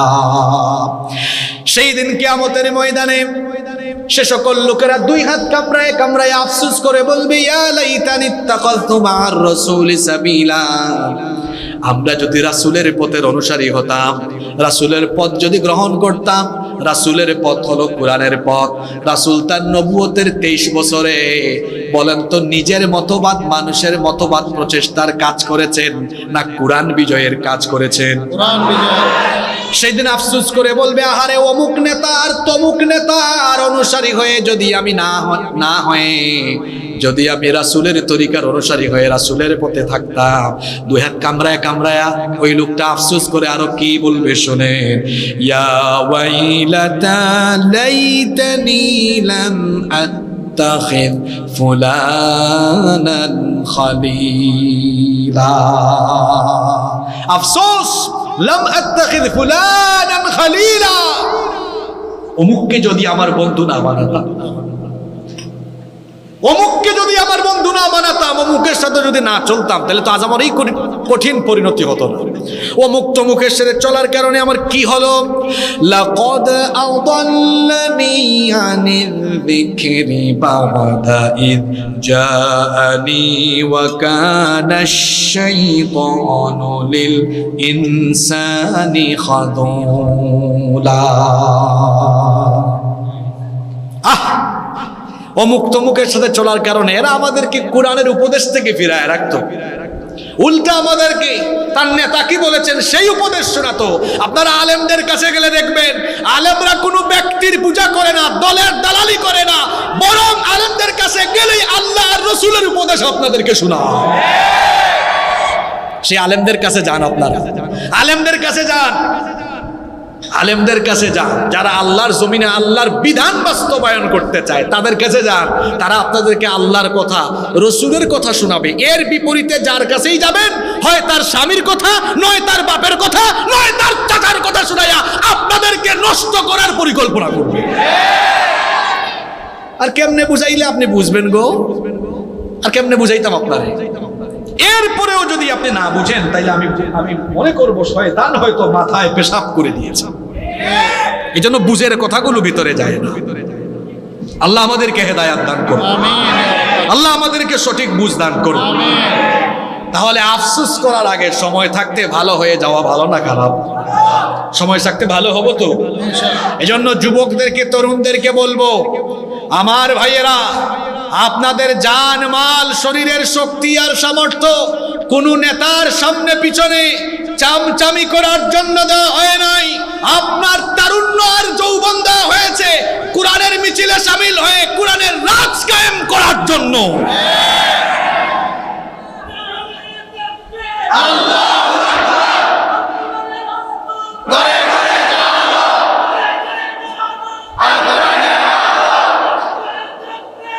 আজকের আলোচনার সাথে মিলাইয়া স্লোগান দেন না, এসো সবাই দলে দলে আল কোরআনের দেন, এইটা স্লোগান দেন। দেন না, ঠিক আছে। এসো সবাই দলে দলে আল কোরআনের ছায়া তলে, এসো সবাই দলে দলে আল কোরআনের ছায়া তলে। স্বামী, বাপ আর চাচার ছায়া তোলে নয়, এসো কোরআনের ছায়া তোলে সমবেত হই, এসো আল্লাহ রাসূলের অনুগত হই, এসো কোরআনের ছায়া তোলে সমবেত হই, এসো আল্লাহ রাসূলের অনুগত হই। পারবো না ইনশাআল্লাহ? এই দেশে অভাব নাই। আমি আজকে রাজশাহী থেকে ফিরলাম। উত্তরবঙ্গ প্রতি বছর বহুবার যাওয়া হয়। এদেশে এত সম্পদ। আমার বাড়ি সিলেটে, কত নেয়ামত সেখানে, পাথরের খনি, কয়লার খনি আছে, চা আছে, গ্যাস। আর আপনি সারা দেশ ঘুরে দেখবেন, এই যে চট্টলায় আল্লাহ এত নেয়ামত দিয়েছেন, সাগরের মাছ আছে। ওইদিকে চলে যান, দক্ষিণ চট্টগ্রামের দিকে লবণ আছে, চিংড়ি আছে, মহেশখালীর পান আছে, আরো যে কত কিছু আছে। আপনি উত্তরবঙ্গ গেলে দেখবেন দু চোখ যেদিকে যায় শুধু সবুজ আর সবুজ, ফসলের সমারোহ। আর এদেশের জমিনে আল্লাহ এমন উর্বরতা শক্তি দিয়েছেন, মানুষ যা ফেলে তাই হয়ে যায়। সুবহানাল্লাহ। সম্পদের অভাব আছে? সম্পদের অভাব নাই, শুধু আছে ভালো মানুষের অভাব। ভালো মানুষের অভাব আছে বলে এদেশের জাতির ঘাড়ে ঋণের বোঝা তারা যত চাপিয়েছে, তার চেয়ে বেশি তারা চুরি করে বিদেশে নিয়ে গেছে। তাহলে বোঝা গেল ভালো মানুষের সম্পদ আছে। শুধু এই সম্পদকে কাজে লাগানোর জন্য আর মানুষের মধ্যে ইনসাফ ভিত্তিক সুষম বন্টন নীতি কায়েমের জন্য আল্লাহওয়ালা সৎ মানুষদেরকে রাষ্ট্র ক্ষমতায় শুধু বাংলাদেশে প্রয়োজন আছে। এই জিনিসটা যদি হয়ে যায়, আমরা আল্লাহর আইন চাই আর সৎ লোকের শাসন চাই। আমরা চাই কি চাই না? এটা যদি আমরা বাস্তবায়ন ঘটাতে পারি, বাংলাদেশ বদলে যাবে ইনশাআল্লাহ। আল্লাহ বলছেন সত্যিকারের মুমিন হতে চাও তো জান আর মাল দিয়ে লড়াই করতে হবে কার পথে? আরো জোরে বলেন, কার পথে? তো লড়াই করলে, আল্লাহর জমিনে আল্লাহর দিন কায়েমের চেষ্টা করলে বাধা বিপত্তি, কিছু মার খাওয়া, জেলে যাওয়া কিংবা শহীদ হওয়া, এই পরিস্থিতি আসতে পারে কি পারে না? আমার নবী যখন এই কাজ আরম্ভ করলেন, নবীজি এবং তার সাথে সাহাবীরা কি ফুলের মালা পেয়েছেন নাকি রক্ত দিয়েছেন? জোরে বলেন। তাহলে আমরাও এটা করতে গেলে রক্ত দেওয়া লাগতে, নির্যাতন আসতে, শাহাদাতের ঈদগাহে শামিল হওয়া লাগতে। এজন্য আল্লাহ এখানে বললেন ইউকাতিলুনা ফি সাবিলিল্লাহ, এরা লড়াই করবে আল্লাহর পথে। সিচুয়েশন এমন ভাবে ক্রিয়েট হবে যে এখানে রক্ত ঝরবে, হয়তো নির্যাতনের সম্মুখীন হবে, এই পথে সে জীবনও দেওয়া লাগতে পারে, মারবে এবং মরবে। ফায়াকতুলুনা ওয়া ইউকতালুন, এই পরিস্থিতি আসতে পারে, রক্ত দেওয়া লাগতে পারে। আল্লাহ রসুল মদিনায় একটি ইসলামী সমাজ, ইসলামী রাষ্ট্র কায়েম করেছেন। এর আগে 13 বছর মক্কায় নবীজি এবং তার সাথে সাহাবীরা রক্ত দিয়েছেন। এই বাংলাদেশে ইসলামী ইমারত কায়েম করতে হলে, বাংলাদেশে কোরআনের বিজয় নিশ্চিত করতে হলে আমার মতো আপনার মতো অসংখ্য ভাইদেরকে রক্ত দেওয়া লাগতে পারে, জীবন দেওয়া লাগতে পারে। যদি সেই সুযোগ আসে, যদি রক্ত জীবন দেওয়া লাগে, আমরা কি রক্ত এবং জীবন দেওয়ার জন্য প্রস্তুত থাকব? আল্লাহ সবার হাতগুলো কবুল করেন। এখন আল্লাহর পথে যদি আপনি নিজের জীবনটা দিয়ে দেন, লাভ না লস? আসতে বললেন কেন? লাভ না লস? কি রকম লাভ হয় শোনেন। কোরআনে কারীমের 4 নম্বর সূরা সূরাতুন নিসা এর 74 নম্বর আয়াতে আল্লাহ তাআলা বলছেন ওয়া মান ইউকাতিল ফি সাবিলিল্লাহি ফায়ুকাতাল আও ইয়াগলিব ফাসাউফা নুতিহি আজরান আযীমা। আল্লাহ তাআলা বলছেন, আর যে ব্যক্তি আল্লাহর পথে লড়াই করে, আল্লাহর পথে নিজের জীবন বিলিয়ে দেয়, কিংবা যে ব্যক্তি বিজয়ী হয়, উভয়কে উত্তম পুরস্কার যিনি দান করবেন তিনি কে? শুনেন, এই যে আমাদের জীবন, আমার জীবন, আপনার জীবন, এটা থাকবে না, যে কোনো মুহূর্তে ফুটুস চলে যাব আমরা। কোন রোগে, অসুখে, বিসুখে আক্রান্ত হয়ে মারা গেলে, কিংবা স্বাভাবিক মৃত্যু হলে, মারা যাওয়ার পরে হিসাব আছে, বিচার আছে। কিন্তু একটা মওত হলো আল্লাহর কাছে সবচাইতে দামি মওত, মর্যাদার মওত, সেটা হলো শহীদি মওত। যে ব্যক্তি আল্লাহর দ্বীনের জন্য জীবন দেয়, আল্লাহ ওই ব্যক্তির কাছ থেকে কোনো বিচার করেন না, হিসাব নেন না। বিনা বিচারে, বিনা হিসাবে আল্লাহ তাকে জান্নাত দিয়ে দেয়। এখন বলেন তো, সেই সবচাইতে শ্রেষ্ঠ মওত, শাহাদাতের মওতের জন্য হৃদয়ে তামান্না থাকার দরকার আছে না নাই? যাকে তাকে আল্লাহ শহীদ হিসাবে গ্রহণ করবেন না। শহীদ হিসাবে আল্লাহর কাছে কবুল হতে হলে জান এবং মালকে আল্লাহর কাছে বিক্রি করে দিতে হবে। জান মাল আল্লাহর কাছে বিক্রি করে দিলে শাহাদাতের দরজা, শাহাদাতের রাস্তা যিনি আপনার জন্য তৈরি করে দিবেন তিনি কি? আর যে ব্যক্তি শহীদ হয় তার কত মর্যাদা শোনেন। তিরমিজি শরীফের বর্ণনায় হাদিস এসেছে, আল্লাহর রাসূল বলেছেন, লিশ-শাহীদি ইনদাল্লাহি সিত্তু খিসাল, আল্লাহর দরবারে শহীদের 6টি মর্যাদা রয়েছে। নাম্বার 1, 1 নাম্বার, ইউগফারু লাহু ফি আউয়ালি দাফাতিন, কোন ব্যক্তি যখন শহীদ হয়, তার শরীর থেকে যখন প্রথম রক্তের ফোঁটা বের হয়, প্রথম রক্তের ফোঁটা বের হওয়ার সঙ্গে সঙ্গে আল্লাহ তার সারা জীবনের গুনাহগুলোকে মাফ করে দেয়। শহীদের রক্ত, শহীদের শরীর থেকে যখন প্রথম রক্তের ফোঁটাটা বের হয়, ওয়া ইয়ারা মাকআদুহু মিনাল জান্নাহ, সঙ্গে সঙ্গে ফেরেশতা তাকে জান্নাতে তার ঠিকানা দেখিয়ে দেয়। আর শহীদেরা মৃত্যুর সময় কোনো মৃত্যুর যন্ত্রণা অনুভব করে না। সকল ব্যক্তি মরার সময়, মৃত্যুর সময় মৃত্যুর যন্ত্রণা উপভোগ করবে। মৃত্যুর ভেতরে যন্ত্রণা আছে না নাই? অবশ্যই মৃত্যুর ভেতরে যন্ত্রণা রয়েছে, কিন্তু শহীদ তার জান যাওয়ার সময় জান্নাত দেখবে। এজন্য সে মৃত্যুর যন্ত্রণা কিরকম অনুভব করবে নবীজি বলেছেন, হাতের মধ্যে চিমটি কাটলে যেমন সামান্য ব্যথা অনুভব হয়, শহীদ মৃত্যুর সময় তার চাইতেও আরো কম ব্যথা অনুভব করে। উদাহরণ হিসাবে আমি যদি বলি, একটা দুগ্ধ শিশু দুধের জন্য যখন কান্না করে, মা এসে যখন সেই সন্তানকে কুলে নিয়ে দুধ পান করায়, বাচ্চা তখন কান্না বন্ধ করে, সে যেমন দুধ পান করতে করতে আরাম করে ঘুমিয়ে যায়। শহীদ যখন আল্লাহর পথে জীবন দেয়, তাকে মারাত্মকভাবে জখম করা হয়, এরপরেও সে মৃত্যুর কষ্ট অনুভব করে না। তার কারণ হলো সে তখন চোখের সামনে ফেরেশতার দেখানো জান্নাত যখন দেখে, জান্নাত দেখার কারণে মৃত্যুর যে যন্ত্রণা, সেই যন্ত্রণার অনুভূতি সে হারিয়ে ফেলে। সে তখন জান্নাত দেখতে দেখতে চিরতরে ঘুমিয়ে যায়। তাহলে শহীদের জন্য আল্লাহর কাছ থেকে পুরস্কার রয়েছে মোট কয়টা? 6টি। আরো জোরে বলেন কয়টা? 6টি। 1 নম্বর, শহীদের প্রথম রক্তের ফোঁটা বের হওয়ার পরেই তাকে মাফ করে দিবেন কে? জান্নাতে তার ঠিকানা দেখিয়ে দেওয়া হবে। নাম্বার 2, 2 নম্বর হলো ওয়ায়ুজারু মিন আযাবিল কবর, শহীদকে কবরের শাস্তি থেকে বাঁচায়া দেওয়া হবে।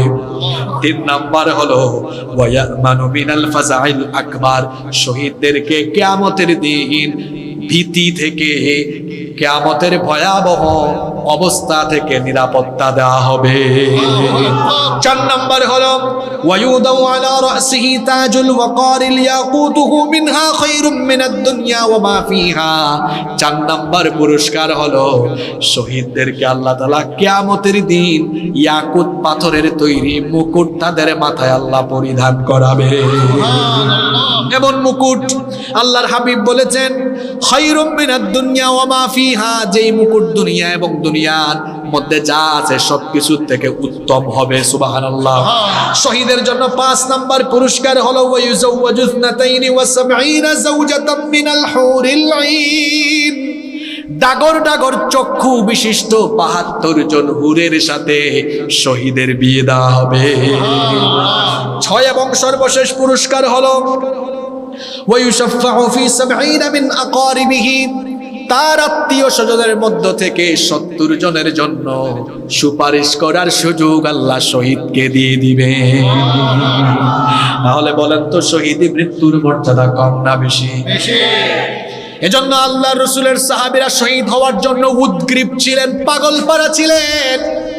শহীদ হওয়ার জন্য তারা এত পাগলপাড়া ছিলেন, তাদের জীবনের আকাঙ্ক্ষাই ছিল শাহাদাতের মৃত্যু। তার হাত তুললেই বলতেন, আল্লাহ শাহাদাতের মৃত্যু দিও। কারণ শহীদি মৃত্যুর মর্যাদা সবার থাকে কম না বেশি? এজন্য আমরা কয়েকজন সাহাবীর কাহিনী জানি, বাসর ঘরে নতুন বিবির সাথে বাসর না করে জিহাদের ময়দানে গিয়ে শহীদ হয়ে জীবন দিয়েছে। আল্লাহু আকবার। আপনি শহীদি মৃত্যুর ফিলিংস উপলব্ধি করেননি, উপলব্ধি করেছেন এটা হানজালা রাদিয়াল্লাহু, এটা উপলব্ধি করেছেন মুতার যুদ্ধের শহীদ আব্দুল্লাহ বিন রাওয়াহা। বাসর করেন নাই বউয়ের সাথে।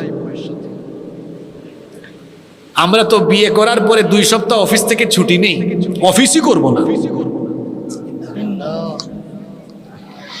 এখানে কি বিকল্প ব্যবস্থা আছে নাকি? ও, মাইক আছে না? আচ্ছা, চলবে নাকি বন্ধ করে দেবেন? আমরাও শেষ দিকে আছি, শেষ ভালো, যা সব ভালো। আপনারা মোবাইলের লাইটগুলো জ্বালায় দেন, অসুবিধা নাই। কষ্ট হচ্ছে আপনাদের? সাহাবীরা শাহাদাতের মৃত্যুর মর্যাদা বুঝতেন, এজন্য নতুন বিবিকে রেখে জীবন দিয়েছেন, শহীদ হয়েছেন। সুবহানাল্লাহ পড়েন। আপনি তো বিয়ে করার পরে বাসর ঘর হয়, এরপরে আপনার 2 সপ্তাহ 3 সপ্তাহ অফিসেও যান না, ছুটি কাটান, বউয়ের সাথে সময় কাটান।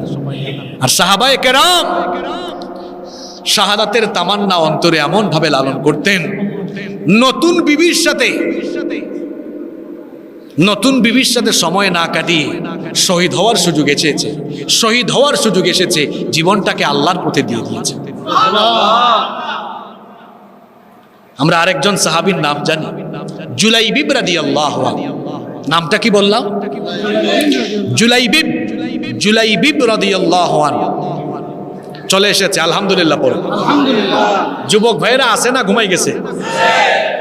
যুবক ভাইয়েরা আছে না ঘুমাই গেছেন? আপনাদের মতো একজন যুবক ছিলেন, আমি নামটা কি জানি বললাম, তবে আপনাদের মতো চেহারা সুরতে তো সুন্দর না, আপনারা তো স্মার্ট মানুষ সবাই, কত সুন্দর চেহারা আপনাদের।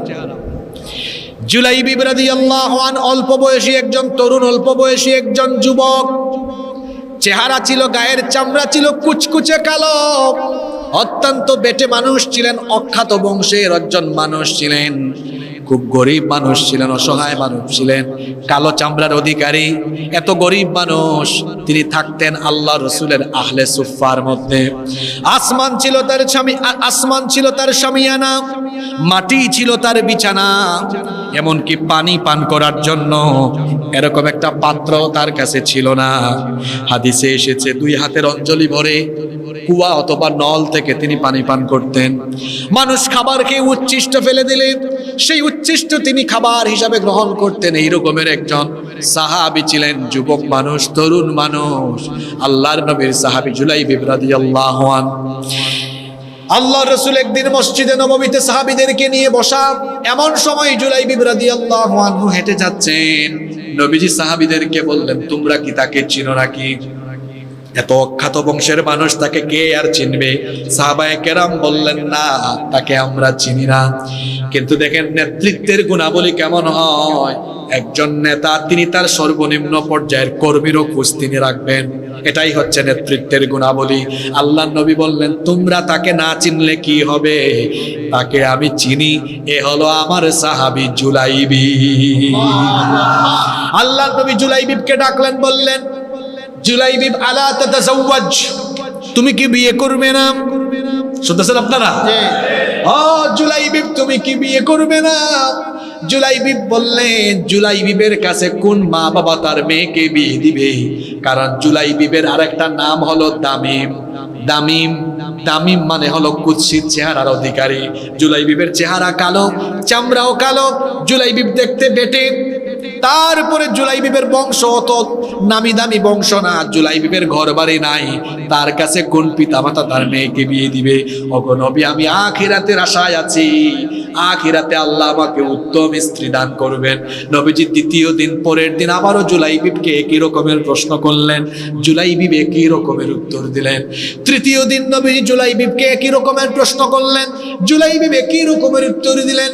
সেই দিন নবীজি জুলাইবিবকে বললেন, হে জুলাইবিব, তুমি আমার অমুক আনসারী সাহাবীর বাড়িতে যাও, গিয়ে বলো আল্লাহর রাসূল তোমাকে বিবাহের প্রস্তাব দিয়ে পাঠিয়েছেন। আমার ওই আনসারী সাহাবীর একজন সুন্দরী কন্যা আছে, গিয়ে বলবা আল্লাহর রাসূল প্রস্তাব দিয়েছেন, তারা যেন তাদের মেয়েকে তোমার সঙ্গে বিবাহ দেয়। আল্লাহু আকবার। শুনতেছেন তো আপনারা? রাসূলের আদেশ পেয়ে জুলাইবিব রওনা করলেন। জুলাইবিব রাদিয়াল্লাহু আনহু রওনা করলেন, ওই আনসারী সাহাবীর বাড়িতে দরজায় নক করলেন। আনসারী সাহাবী দরজা খুললেন, বললেন, মান আনতা, আপনি কে? জুলাইবিব বললেন, আনা জুলাইবিব, আমি হলাম জুলাইবিব। তখন আনসারী সাহাবী বললেন, কেন এসেছেন? তিনি বললেন, আমাকে আল্লাহর হাবিব এখানে পাঠিয়েছেন। এই কথা শোনা মাত্রই রাসূলুল্লাহ বলেন সাল্লাল্লাহু আলাইহি ওয়াসাল্লামের মেহমান সঙ্গে সঙ্গে বড় আদর করে, সম্মান করে ঘরের ভেতরে ঢুকালেন। তারপরে বললেন, আল্লাহর রাসূল কেন আপনাকে পাঠালেন? তিনি বললেন, আল্লাহর রাসূল আপনার মেয়ের জন্য বিবাহের প্রস্তাব পাঠিয়েছেন। তিনি মনে মনে ভাবলেন, সম্ভবত আল্লাহর রাসূল নিজের জন্য বিবাহের প্রস্তাব দিয়েছেন। তিনি বললেন, আল্লাহর নবী যদি আমার মেয়ের জন্য বিবাহের প্রস্তাব পাঠান, আমার কোনো কথা নাই, আমার মেয়েকে আল্লাহ রাসূলের কাছে বিয়ে দিয়ে দিব। তখন জুলাইবিব রাদিয়াল্লাহু আনহু বললেন, না, আল্লাহর রাসূল তার নিজের জন্য প্রস্তাব পাঠান নাই, প্রস্তাব পাঠিয়েছেন আমার সাথে বিয়ে দেওয়ার জন্য। তখন ওই সাহাবীর মন খারাপ হয়ে গেল। আনসারী সাহাবী বললেন, ঠিক আছে, আমি একটু ভিতরে যাই। সরাসরি তো হ্যাঁ না কিছুই বলা যায় না, কারণ মেহমানটা হলো রাসূলের সাল্লাল্লাহু আলাইহি ওয়াসাল্লাম। ভেতরে গেলেন, তিনি তার স্ত্রীর সাথে পরামর্শ করলেন। স্ত্রী একটু আড়াল থেকে যখন তাকে দেখলেন কুচকুচে কালো চামড়া, চেহারা সুন্দর না, বেটে মানুষ এসেছেন তার বডির মধ্যে। তার এই বদনে, ধুলোবুলি বদনে উস্কো খুস্কো চুল নিয়ে হাজির হয়েছেন। তিনি দেখে বললেন, এত কালো, এত কুৎসিত চেহারার, এত বেটে প্রকৃতির এই গরিব অসহায় ছেলের সাথে আমাদের মেয়ে, সুন্দরী মেয়েটাকে বিয়ে দিতে পারবো? এই পিতামাতার কথোপকথন ভেতর থেকে শুনে ফেলেছেন তাদের মেয়ে তখন বললেন, আমার মা আর বাবা শোনেন, আল্লাহর রাসূলের প্রস্তাব ফিরিয়ে দেওয়ার মতো এত বড় স্পর্ধা, দুঃসাহস কি করে হলো আপনাদের? আল্লাহু আকবার। পিতামাতা তখন বললেন, ওগো আমাদের কন্যা, আবেগ দেখায়ও না, একটু আড়াল থেকে ছেলেটাকে দেখো, বিবাহের শখ শেষ হয়ে যাবে। তখন মেয়ে বললেন, আড়াল থেকে দেখা লাগবে না, কোন প্রকার চিন্তা ভাবনা যাচাই বাছাই ছাড়া আল্লাহর রাসূলের প্রস্তাব আমি গ্রহণ করে নিলাম। রাসূলুল্লাহ সাল্লাল্লাহু আলাইহি ওয়াসাল্লাম প্রস্তাব দিয়েছেন, এটা আমি যাচাই বাছাই করব না, আমি এটা মেনে নিলাম। সুবহানাল্লাহ। বিয়ে হয়ে গেল। শুনতেছেন তো আপনারা? যুবক ভাইরা আছে না ঘুমিয়ে গেছে? কি হয়ে গেল? বিবাহ হয়ে গিয়েছে। এটা ছেলে আর মেয়ের স্বপ্নের রাত হলো বিবাহের প্রথম রাত। জুলাইবিব রাদিয়াল্লাহু আনহু বাসর ঘরে নতুন বউয়ের কাছে, এমন সময় বাহির থেকে আওয়াজ আসলো, আইনা জুনুদুল্লাহ, আল্লাহর সৈন্যরা কোথায়, আল্লাহর মুজাহিদরা কোথায়? জিহাদের ডাক এসেছে, যুদ্ধের দামামা বেজে উঠেছে। রাসূলুল্লাহ সাল্লাল্লাহু আলাইহি ওয়াসাল্লাম নিজে তিনি জিহাদের ডাক দিয়েছেন। বর্ণনাকারী সাহাবী বলেছেন, তীরের ধনুক থেকে তীরের ফলা থেকে যেমন ধনুক দ্রুত গতিতে ছুটে যায়, জুলাইবিব জিহাদের কথা শুনে শাহাদাতের তামান্নায় নতুন বিবির কাছ থেকে বিদায় নিয়ে দ্রুত গতিতে তিনিও জিহাদের ময়দানে ছুটে চলে যান। সুবহানাল্লাহ। সেখানে গিয়ে লড়াই করতে করতে জুলাইবিব রাদিয়াল্লাহু আনহু শহীদ হয়ে গেলেন। যুদ্ধ শেষ হওয়ার পরে নবীজি ময়দানে আসলেন, সাহাবীদেরকে বললেন, সকল শহীদদের লাশের সমবেত করো। শহীদদের লাশগুলোকে সমবেত করা হলো। নবীজি বললেন, সবার লাশই তো দেখছি, কিন্তু আমার হাবিবের লাশ কোথায়? আমার, জোরে বলেন তো, কি বলছি? নবীজি নাম বলেন নাই, বলেছেন কি? আমার হাবিবের লাশ কোথায়? সাহাবীরা বললেন, ওগো আল্লাহর রাসূল, আপনার হাবিবকে তো আমরা চিনি না। নবীজি বললেন, আমার হাবিব হলো আমার জুলাইবিব। সুবহানাল্লাহ। তোমরা তাকে চেনো না, আমি তাকে ঠিকই চিনি। নবীজি বললেন, তোমরা তাকে খুঁজে বের করার দরকার নাই, আমি রাহমাতাল লিল আলামিন নিজেই তাকে খুঁজে বের করব। নবীজি এবার নিজেই খোঁজাখুঁজি আরম্ভ করলেন। 7 জনের মরদেহের পাশে, 7 জন কাফিরের মরদেহের পাশে নবীজি একটা লাশ দেখলেন। নবীজি সেখানে গেলেন, গিয়ে দেখলেন এত মারাত্মক জখম, গোটা শরীরটাকে জখম করে ফেলা হয়েছে। তার মুখমণ্ডল ধুলাবালি দ্বারা আবৃত। আল্লাহর নবী সেখানে গিয়ে মুখমণ্ডল থেকে ধুলাবালিগুলো সরালেন, দেখলেন এটাই হলো নবীজির জুলাইবিব। আল্লাহর নবী বসে গেলেন, বসে সাহাবীদেরকে ডাকলেন, সাহাবীরা দেখো দেখো, এটাই হলো আমার হাবিব। নবীজি বসে গেলেন, বসে গিয়ে নবীজি তার পবিত্র উরু মুবারকের উপরে জুলাইবিবের মাথাকে রাখলেন, তার কুলের মধ্যে রাখলেন। রাখার পরে বললেন, আহারে, সে মাত্র বিবাহ করেছে, কিন্তু আল্লাহর রাসূলের মহব্বতে আল্লাহর জমিনে আল্লাহর দ্বীন কায়েমের জন্য নতুন বউকে রেখে শাহাদাতের তামান্না দিলের মধ্যে লালন করে এখানে এসে জীবনটাকে উৎসর্গ করে দিয়েছে। নবীজি এবার সাহাবীদেরকে সামনে রেখে বললেন, সাহাবীরা শোনো, আমি তোমাদেরকে সাক্ষী রেখে আমার জুলাইবিবকে বলছি, আনা মিন্নি ওয়া আনতা মিন্নি। ও জুলাইবিব, আমি তোমার, তুমি আমার। কি ব্যাপার যুবক ভাইরা, আপনারা এই কথা এখন গার্লফ্রেন্ডকে বলেন, তুমি আমার, আমি তোমার। আর নবীজির ইশক জুলাইবিবের ভেতরে কেমন ছিল দেখেন। জুলাইবিব তো জানমাল বিক্রি করে দিয়েছেন কার কাছে? জীবন দিয়েছেন। রাসূলুল্লাহ সাল্লাল্লাহু আলাইহি ওয়াসাল্লাম এসে বলছেন, জুলাইবিব, আমার সাথে প্রেম ইশকে তুমি উত্তীর্ণ, তুমি আমার, আমি তোমার। আমরা আছি জিলাপিতে, বিরানিতে, আর আছি মিছিলে, ঠিক কিনা বলেন? আর রাসূলুল্লাহর সাহাবীরা ছিলেন জিহাদের ময়দানে, লড়াইয়ের ময়দানে, শাহাদাতের ঈদগাহে জীবন দেওয়ার ক্ষেত্রে সর্বাগ্রে। এটার নাম রাসূলুল্লাহর ইশক, এটার নাম মহব্বত, এটার নাম হচ্ছে প্রকৃত আশেকে। আর আমার দেশে যে যত বেশি জিলাপি খাইতে পারে, যে যত বেশি মিলাদ পড়তে পারে, সে তত বড় আশেকে রাসূল। আপনারা কি আমার কথায় বেজার হইলেন নাকি? রাগ করলেন নাকি? বলেন, জুলাই বিবেশ চাইতে বড় আশিকে রসুল আপনি হতে পারবেন? আরে আপনাকে তো রসুলুল্লাহ ডাক দেন নাই, বলেন নাই, আর জুলাইবিবকে বলেছেন তুমি আমার আমি তোমার। কত বড় আশিকে রসুল চিন্তা করেন আপনি। ঘটনা কিন্তু শেষ হয় নাই, শুনতেছেন তো আপনারা? আল্লাহর রসুল জুলাইবিবের দেহকে ডান দিকে ঘুরাই দেন। কোন দিকে? সাহাবীরা বললেন, নবীজি আপনি তার চেহারা ডান দিকে ঘুরাই দিলেন কেন? নবীজি বললেন, আমার জুলাইবিবের লজ্জা বেশি, সম্মান বেশি, আত্মসম্মানী মানুষ। জুলাইবিব তার নিজের বউকে বাসর ঘরে রেখে শাহাদাতের তামান্না দিলে রেখে শহীদ হয়েছে। আল্লাহ তার শাহাদতে এত খুশি হয়েছেন, জান্নাতের হুরেরা দলে দলে আসতেছে তাকে অভ্যর্থনা জানানোর জন্য। সুবহানাল্লাহ। আমার জুলাইবিবের শরম বেশি তো, লজ্জা বেশি তো, এজন্য তার চেহারাটাকে ঘুরিয়ে আমি দিয়েছি। সুবহানাল্লাহ। আমার ভাইয়েরা, আল্লাহ রসুল এইরকম এক ঝাঁক সাহাবী পেয়েছিলেন যারা নিজেদেরকে শাহাদাতের ঈদগাহে শামিল করার দীপ্ত প্রত্যয় নিয়ে নবীজির সাথে ছিলেন। এজন্যই ইসলাম আজ বিশ্বব্যাপী বিস্তৃত হয়েছে। আমরাও যদি আমাদের এই প্রিয় মাতৃভূমি বাংলাদেশে আল্লাহর কোরআনের বিজয় দেখতে চাই, জুলাইবিবের মতো তরুণ আর যুবকদেরকে অন্তরে শাহাদাতের তামান্না নিয়ে কোরআনের মিছিলে শামিল হয়ে যাওয়া লাগবে। তরুণ আর যুবকদের শাহাদাতের উপর দিয়ে, রক্ত আর জীবনের উপর দিয়ে বাংলাদেশের জমিনে ইসলাম কায়েম হবে ইনশাআল্লাহ।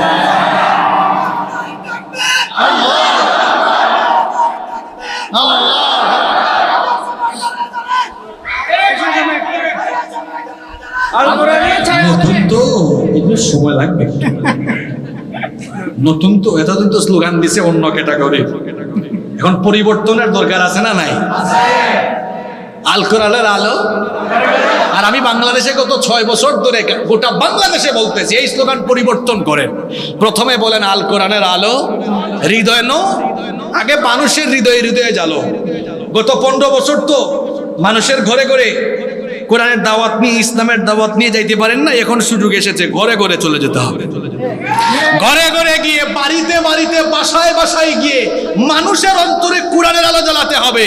যদি মানুষের অন্তরে কোরআনের আলো জ্বালানো যায়, তাহলে এই কোরআন পাগল মানুষরাই গণবিস্ফোরণ ঘটিয়ে দেখবেন বাংলাদেশে একদিন ইসলামের বিপ্লব ঘটাবে। সিস্টেমে আসেন, সিস্টেমের বিপরীতে যাইয়েন না। আবেগ দিয়ে সবকিছু হয়। জিহাদের প্রথম স্তর কি বলে? জিহাদ মানে কি? যুদ্ধ। জিহাদ একটা প্রক্রিয়া, এই প্রক্রিয়ার প্রথম ধাপ হচ্ছে দাওয়াত। প্রথম ধাপ কি? তা আপনি কোরআনের দাওয়াত দিয়ে মানুষের অন্তরে কোরআনের নূর না ঢুকিয়ে আপনি কি কোরআনের বিপ্লব ঘটাতে পারবেন?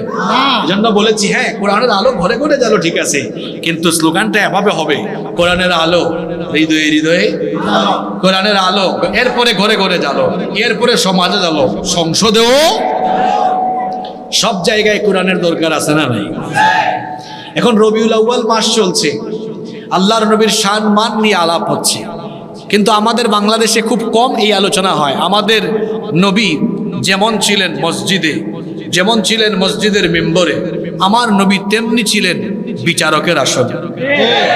আমার নবী তেমন ছিলেন রাষ্ট্র পরিচালনায়, সমাজ পরিচালনায়। আজকে সেই কথাগুলো আমরা খুব একটা বলি না, আমরা খুব একটা বলি না। অথচ রাসূলুল্লাহ সাল্লাল্লাহু আলাইহি ওয়াসাল্লামের পুরো জীবনীটাই হচ্ছে আমাদের জন্য আদর্শ। এটাকে আমরা গ্রহণ করতে পারলেই এর মধ্যেই রয়েছে সফলতা, এর মধ্যেই রয়েছে মুক্তি ইনশাআল্লাহ। তাহলে শাহাদাতের মৌতের মর্যাদা কম না বেশি? এজন্য অন্তরে শাহাদাতের তামান্না রাখার দরকার আছে না নাই? অন্তরে যদি শাহাদাতের তামান্না রাখতে পারেন, আল্লাহর নবী বলেছেন, মান সাআলাল্লাহু শাহাদাতা বিসিদকিন বাল্লাগাহুল্লাহু মানাজিলাশ শুহাদা'i ওয়া ইম্মাতা আলা ফিরাশিহি।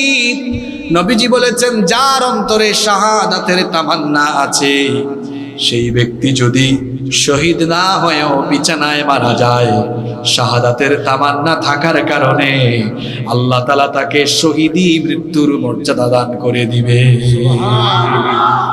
এজন্য অন্তরে শাহাদাতের তামান্না রাখবেন তো। অন্তরে শাহাদাতের তামান্না কেবলমাত্র তাদেরই থাকবে যারা তাদের জান আর মাল আল্লাহর কাছে বিক্রি করে দিয়ে আল্লাহর পথে লড়াই করবে। তাদের জন্য জান্নাত রেখেছেন কে? এই ওয়াদাটা কার? আল্লাহ এবার বলছেন ওয়াদান আলাইহি হাক্কান ফিত তাওরাতি ওয়াল ইনজিলি ওয়াল কুরআন।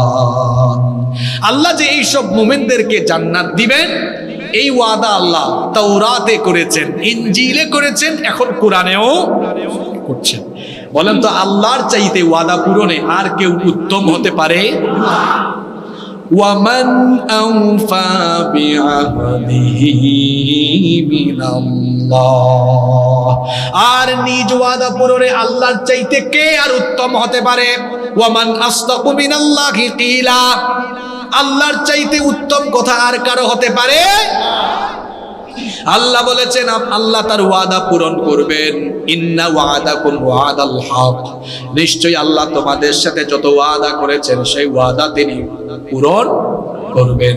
সুতরাং তোমরা যারা জানমালকে আল্লাহর কাছে বিক্রি করে প্রকৃত মুমিন হতে পেরেছো, তোমরা শোনো আল্লাহ বলছেন فاستبشروا ببيعكم الذي بايعتم به।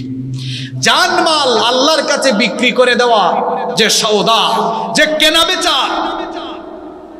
কেনা বেচা উপায় তোমরা অবলম্বন করেছো, তোমরা যারা এটা বিক্রি করেছো, তোমরা আল্লাহর তরফ থেকে সুসংবাদ গ্রহণ করো। সুবহানাল্লাহ পড়তে ইচ্ছে করে না?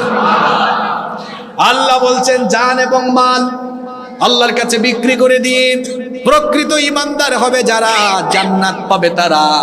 আর এটি হলো এমন এক সফলতা, আল্লাহ বলেছেন যালিকা হুয়াল ফাউজুল আযীম, এটা হচ্ছে সবচেয়ে বড় সফলতা।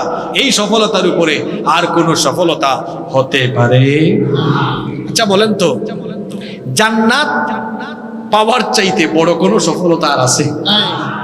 বলেন আছে? এজন্য আল্লাহ সূরা মুমিনুনে বলেছেন প্রকৃত সফল কাম তারা, জান্নাতি যারা। বর অন্য আয়াতে আল্লাহ বলেছেন ফামান যুহজিহা আনিন নার ওয়া উদখিলাল জান্নাতা ফাকাদ ফাজ, যাদেরকে জাহান্নামের আগুন থেকে বাঁচিয়ে জান্নাত দেওয়া হলো তারাই সফল হলো। তাহলে এখানে আল্লাহ আমাদের সফলতা হিসাবে যে জিনিসের সুসংবাদ দিয়েছেন সেই জিনিসটার নাম কি? আরো আসতে বলেন। জান্নাত চান না কে কে? হাত তুলে।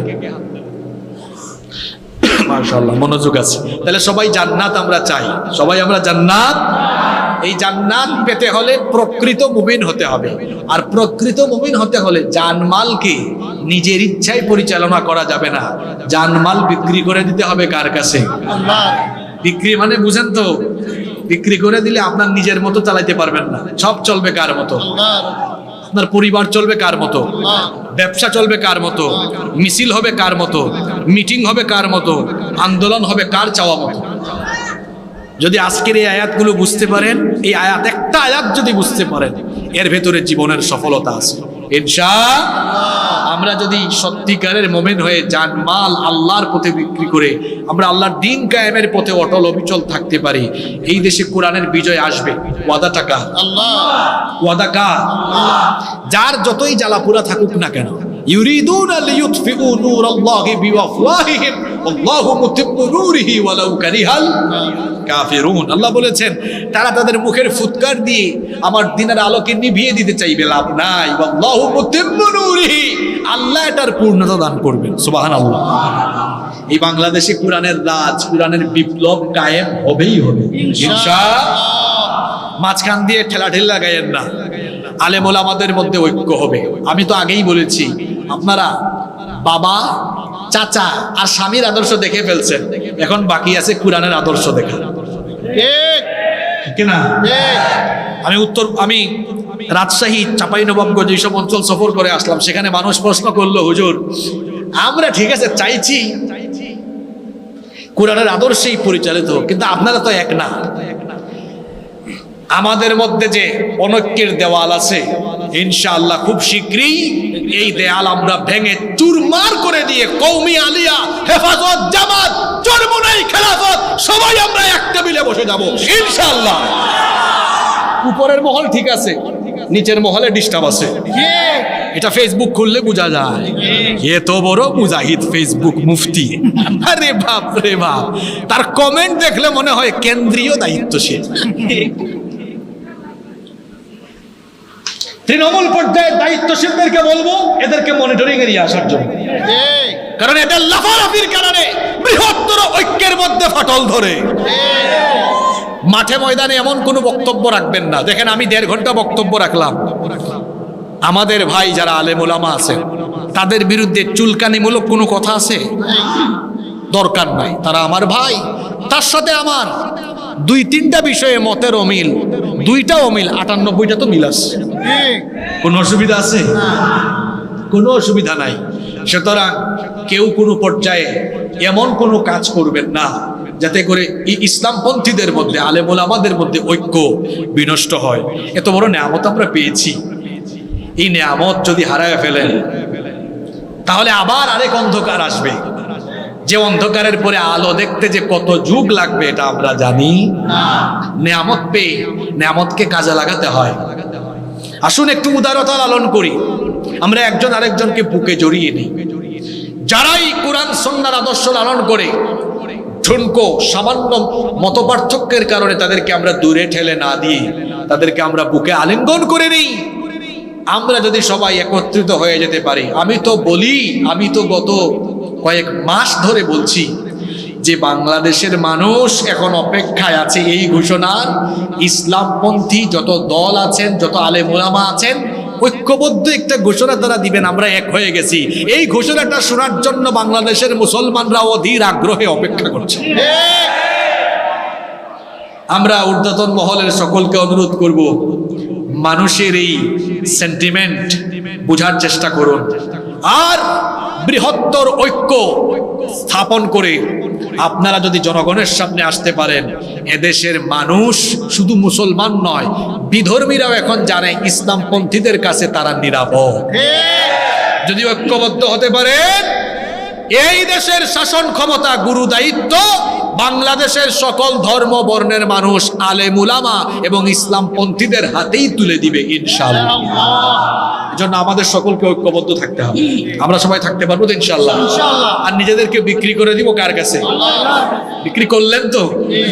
তাহলে এখন থেকে চলবো আমরা আল্লাহর নির্দেশ মতো, বিধান মতো, আল্লাহ আমাদেরকে তার নির্দেশ মোতাবেক, তার বিধি মোতাবেক কোরআনের রঙে রঙিন হয়ে, কোরআনের আলোয় আলোকিত জীবন গঠন করার তৌফিক দান করেন। আমরা সবাই আমিন।